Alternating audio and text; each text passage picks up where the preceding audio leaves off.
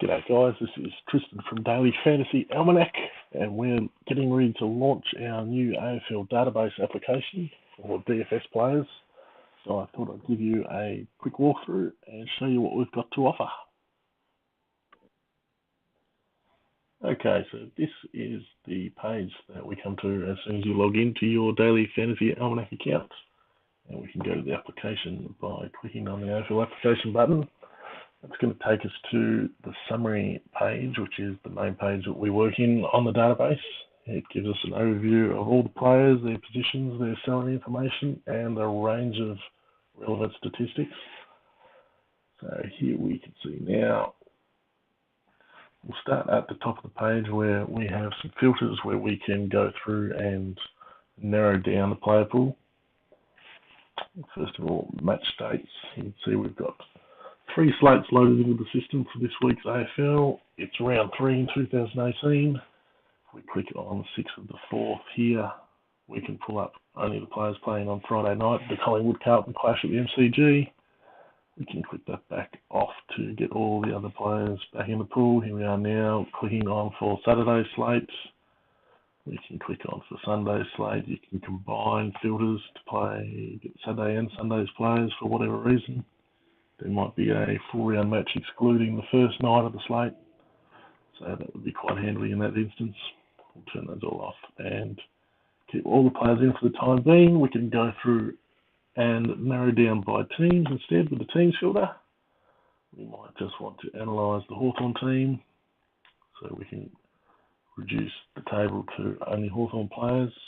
We might want to look at the Geelong versus West Coast game. There might be a special contest somewhere featuring just those teams, and we can pull down like so. And if we don't select any filters, we get our full list of players back in the table. And finally, we can narrow down by positions: defenders, forwards, mids, and rucks. For example, we click the ruck there, we get all the players who are eligible to play as a ruck. We can turn one or multiple filters on in the same way as the others, and if we don't select any, that will take us back to the full player pool.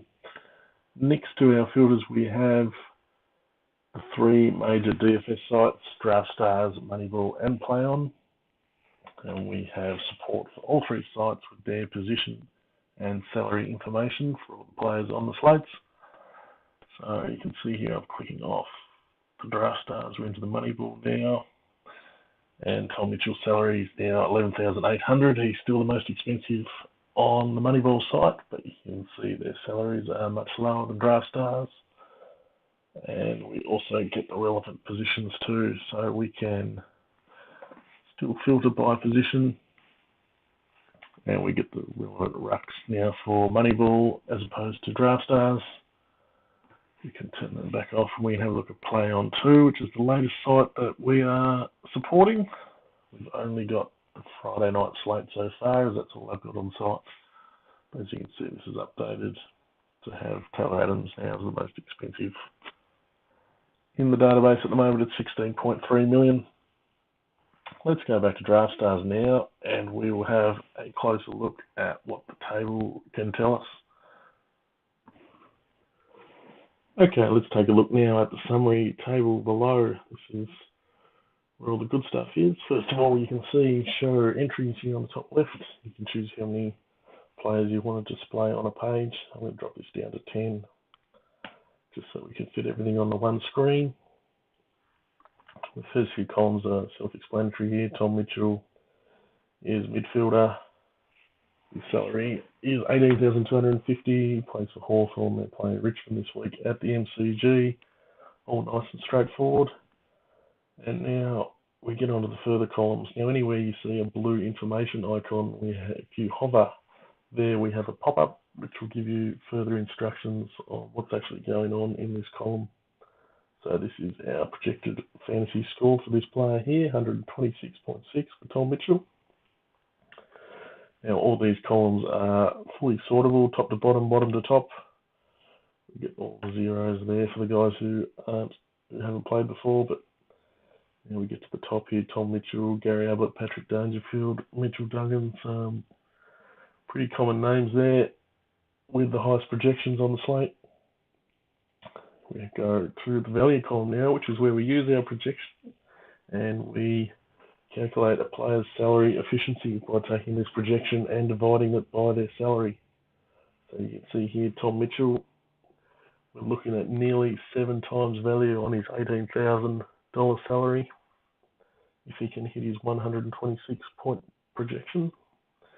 Now we can use this figure to try and work out who may be underpriced or overpriced in comparison with our projection, which might not be quite as dynamic as the short-term variance we can come across in AFL scores. So we go to the top here, we get a name like Jared Garlett, who's only 7,000. If he can hit a 63 projection, he'll give us 9 times value. So on Draft Stars, that would give us a score of 900 if we could get a team all hitting 9x value. So that's going to be very competitive in many big tournaments on all sorts of slates. So that's a pretty good figure. As you can see, we can use that to try and work out who might be underpriced. Someone like Christian Salem, who's had a bad couple of games, but has a pretty good recent history. If he can hit only 75, he comes in at 8.5 times value. So sorting this column is a pretty good way to try and find some of those underpriced guys at the top. We move into the opponent plus or minus column. So this is the opposition's propensity to allow fantasy points, and it's calculated as a percentage difference in points allowed compared to the league average. Basically, if someone's got a positive number here, then the team they're playing generally gives up more fantasy points than the league average. So Rory Thompson here at 6.1, that says Fremantle generally gives up 6% more fantasy points than the average. So it might be a fantasy-friendly matchup for players from the Gold Coast this week. So that's based on the last 20 games. And we always calculated how many points that teams are giving up to their opposition and comparing that back to the average. Billy Longer, for example, is playing Adelaide this week and they come in at -3%. So they generally a harder team to score points against than someone like Fremantle or North Melbourne, who's in there at 2.3. So that's a quick look at how friendly the matchup might be for the player this week. Moving along, we've got last 20. That's the player's average over the last 20 games. That's quite straightforward. We've got some ceiling and floor figures here. Now, these are based on scores from this year and the previous 2 years. Ceiling is an indication of a player's upside. So these figures we've got here, we are expecting the player to exceed this score 15% of the time. So this is basically telling us who can go big. So we can sort this column. And some pretty familiar names at the top here: Gary Ablett, Dane Zorko, Rory Sloane. They've shown they can go 150 and higher at times through the last few seasons. And on the flip side, we've got the floor, which is basically the reverse. We're expecting a player to exceed this number 85% of the time, or you could say that they go under here 15% of the time. So someone like Dane Zorko, it's not unheard of that he goes 56 and below a little bit more compared to some of these other guys. So Gary Ablett, very rare for him to go much under 80. Zach Merritt, 81. Someone like Bryce Gibbs, 98. Tom Mitchell there, 106. It's sort of the lowest score you can reasonably expect from them on this slate. Whereas Zorko and Sloane, they've got much lower floors. That's generally because they may struggle with the tag from time to time and have been known to throw in those shockers. So they can be really good numbers. The ceiling numbers are very helpful for building tournament teams with high upside, and the floor numbers are very helpful for building cash game teams where you want players with high floors, so you're not going to have your game ruined by one really bad score. Moving on, we've got this year. players average this year. That's very self-explanatory. Last 5 is the same, average over the last 5 games.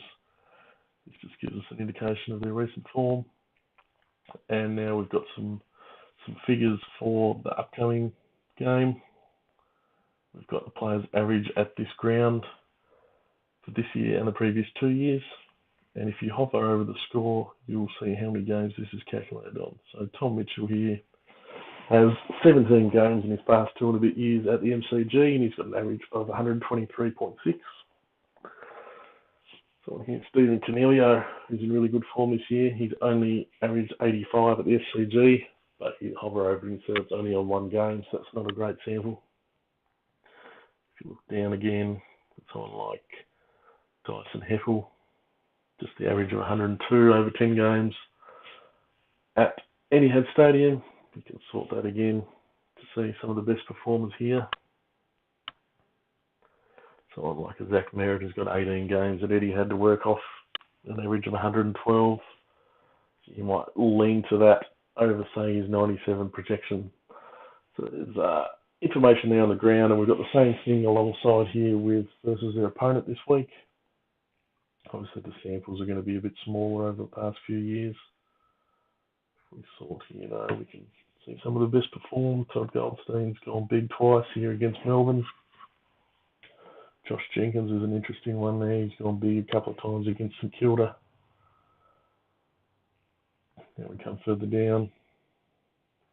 A lot of these are 1-2 game samples. Lockie Neal likes playing against Gold Coast with 124 average. So there are a couple of interesting columns where you can find someone who might be suited by their game this week. And then finally we've got the wins and losses, also based on that last two and a bit years worth of stats. And this is quite good to see who performs maybe better or worse in wins and losses. So sorting that by average scores in wins, we see Dane Beams is one who stands out straight away. He's got this big 133 average in wins. He's only played in 4. Obviously, he's been injury ravaged the last couple of seasons. But in the 4 wins that he's played in, big average there. But then 19 losses and he only averages 94. So if you think Brisbane are likely to win this week, then maybe you would look at putting Beams in your team. But if you think they're going to lose, then you might avoid him with that average. So that's a look at the summary tables. We've got a number of other stats tables which are quite similar, but we'll run through them quickly as well. Okay, so these other tables we have down the side are much the same layout to our summary page, but they look at specific situations. So first of all, we've got this year. You notice we have the same regular information here. We've got the same filters. We've got the same toggles for the different sites. We use the same projection number here, the same opposition numbers. We display how many games this is based on. So this is early in the season, so everyone's generally played 1 or 2 games. We look at their average for this year. But then we change our value column here to work off this year's average rather than our projection. So you might find someone like Darcy McPherson, Jaron Geary, Adam Tomlinson, Blake Acres. They're all off to flyers this year, and their salaries might not quite have caught up with how well they're going. So if you don't want to run off our projections and you want to work off this year's stats instead, that's something you can look at.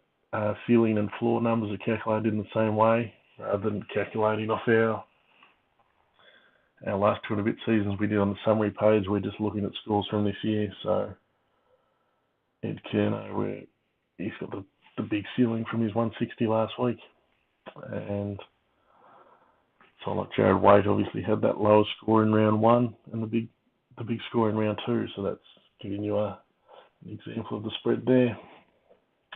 Time on ground, percentage of time the player spent on the ground this year.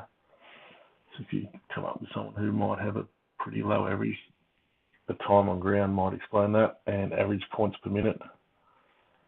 Can be good to maybe unearth someone who isn't playing as much time on ground, but is still scoring pretty well. So someone like Nick Nananui stands out here.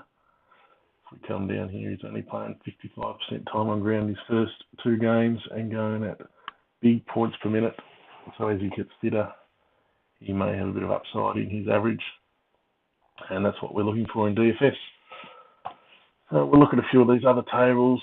I'll go through them pretty quickly because they're the same sort of thing. Last 5 games, rather than working off this year's average, we're working off the last 5 games average. And so the value, the ceiling, the floor, time on ground, average points per minute, they're all working off the last 5. That's a similar theory there at the venue. So this is going to look at all the player stats at the ground that they're playing at this week, and our value column is working off that. So you can look at, say, someone like we'll scroll a bit further down to get a bit of a sample. You can see Christian Salem has that 75 point average across 14 games at the MCG, which gives him that 8.6 value, so that sort of backs up with his projected score as well, around that 75 mark. And he's got that 97 ceiling based on games at the MCG.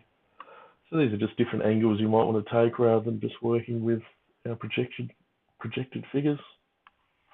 So versus opponent is the same sort of thing. Games won, games lost. They're all the same general theory. So there's plenty of ways for you to dive in and find an angle that someone else might miss to give you the edge on your lineup. So that is our player stats tables, but we also have a feature called defense first position, which we will get into now. Okay, so defense first position is something we're pretty excited about here. We've both been pretty big NBA players across the journey, and obviously that's a massive statistic, defense first position, when it comes to picking lineups and exploiting matchups and that sort of thing. And we've been trying to work out a way that we can track this sort of thing in AFL and end up with numbers that we're pretty confident in and happy to put our money towards, rather than just going off the basic positions that are listed by the DFS sites. We've decided to look more closely at different categories and work with champion data positions, so to speak, to try and work out who's got a real advantage in a matchup, rather than numbers which might be muddied somewhat by someone who's incorrectly classified on the sites. As you see sometimes, a forward might be listed as defender, and we weren't comfortable playing with defense first position stats if the numbers were going to be muddied by that type of thing. So the way we've done it is we've taken 7 main positions here: general defenders, key defenders, general forwards, key forwards, mid forwards, midfielders, and ruckman. And we've assigned players into these 7 different positions, and we've also given ourselves the ability to update the positions for these players if they change their role at times during the year, so we can go in and target specific games and make sure that the data is as close to accurate as possible.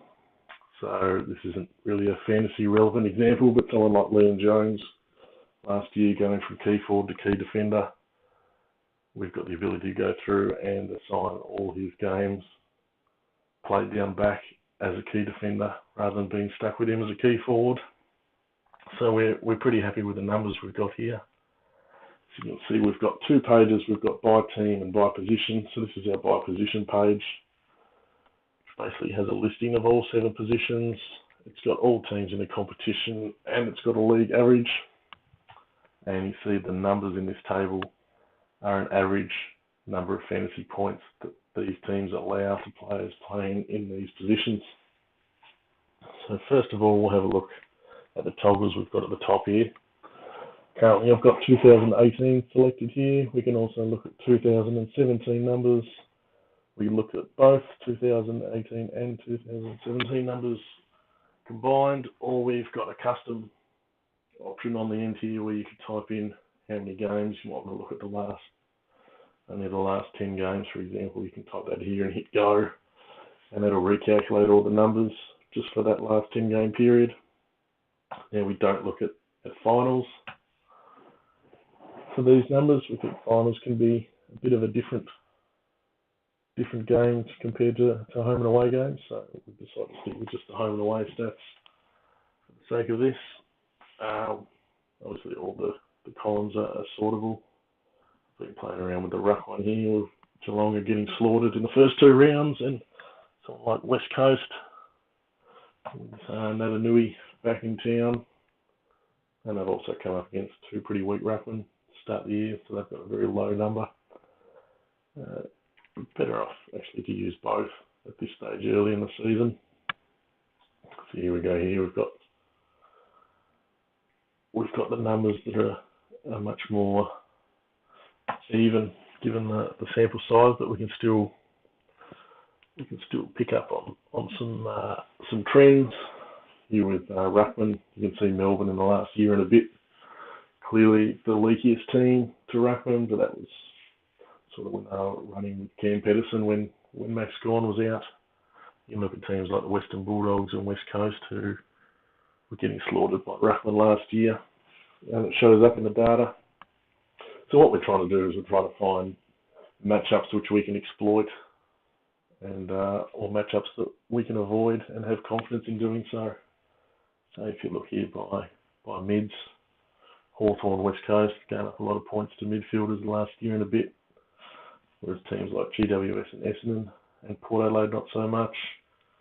Key forwards stands out a bit more, with a team like Brisbane giving up 78 points compared to the league average of 69, whereas GWS down the bottom here at 57.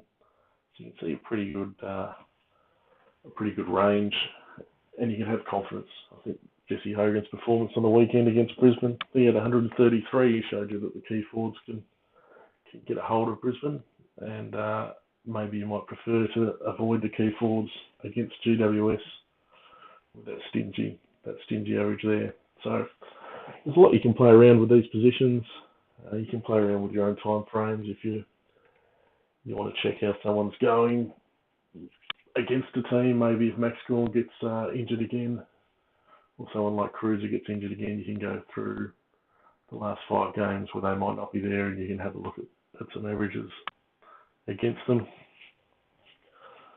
So that's a really helpful addition to the site to try and find some matchups to exploit. Now the other area of this defence versus position section we've got is by team. So we'll click over there, and once again we've got the same toggles, 2018, 2017 both, and custom up there in the top right. But this is a specific team-based table. So this is quite valuable if we're looking at, we want to research against a certain team. So for example, we had Fremantle come up in our summary page, has given up 6% more points compared to the league average over the last 20 games that they've played. So if we come into our filter here, we can select Fremantle and have a look at their numbers from this year and last year. So we'll quickly run through the columns. We've got average, plus and minus. This is a percentage figure. This is the average points allowed to players in this position compared to the league average. This is the average fantasy points allowed by this team to players in this position, and this is obviously the league average. So to explain these numbers here, we've got general defenders here on the top line. We've got Fremantle in the last year and a bit have given up 10% more points to general defenders than the league average. So you can see over here they've given up an average of 77 points per game to general defenders, and the league average is 69.98. So a good 7 points a game there. That's something you might be able to target. Obviously, things might be different at the start of the new season, but something to look at there. They give up a lot of points to general defenders. Key defenders as well there, we've got 8.6%, so an average of 9% to all defenders. Fremantle are giving up extra points too. And general forwards, key forwards, they're both at 6% too. So working off these figures, that's something you might look to try and exploit with Fremantle rather than, say, midfielders and mid-forwards. And no surprise there that their rucks, they're allowing less points in the average to the rucks with Big Aaron Sandilands there. We'll just look at a couple other teams to try and explain this further. GWS, you see a lot of big negative figures. The main one is that key forward one we noticed in the position matrix before, minus 16% points allowed to key forwards. They're only giving up 57 per game, and the league average is 69. So that's definitely something to keep in mind when looking to play key forwards against GWS. It's probably going to be a better idea to fade them on these numbers. Midfielders, mid-forwards, general forwards, they're all big minus numbers. So if you're a forward and you're coming up against GWS, you're probably in for a rough day. And on the flip side, we'll look at Brisbane too, because we saw that they had those big numbers allowed to key forwards, and you can see here 12.99% above the average they're allowing to key forwards. And general forwards in that case too, they're 8.7% there, giving up 69 points per game as compared to 63 of the league average.